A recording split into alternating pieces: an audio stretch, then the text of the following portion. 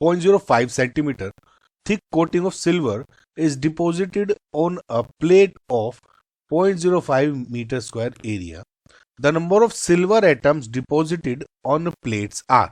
देखिए क्या कहा गया है, आप ये समझो कि ये एक प्लेट है इस तरह की, ठीक है, और प्लेट है, इसका एरिया दिया हुआ है 0.05 मीटर स्क्वायर। ये देखिए ये प्लेट है, नीचे भी ऑब्वियसली कुछ थिकनेस होगी लेकिन उससे हमें कंसर्न नहीं है।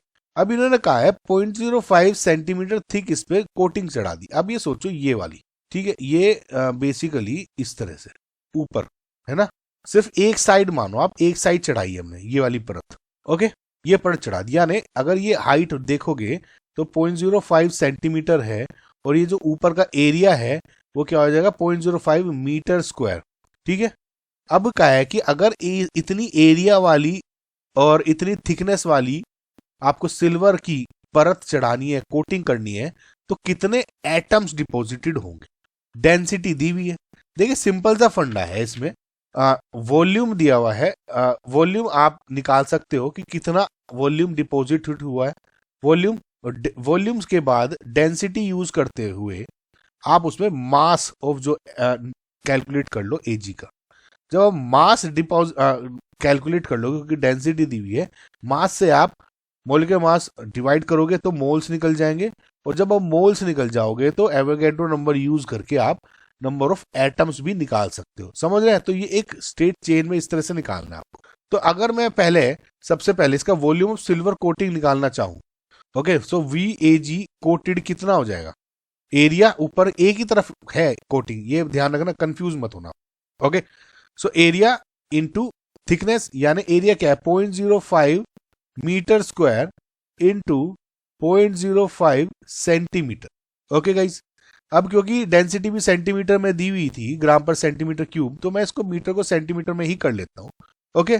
तो यानी 1 metre equals to 100 centimetre, 1 metre square क्या हो जाएगा 100 इंटू 100, यानी 0.05 इंटू 100 इंटू 100, ओके, ये हो जाएगा सेंटीमीटर स्क्वायर इंटू 0.05 सेंटीमीटर। तो हो गया जो वॉल्यूम एजी डिपॉजिटेड हो गया, क्या हो गया 0.05 square into 10 to the power 4 centimetre cube, okay guys. So ये फिलहाल आपकी वैल्यू आ रही।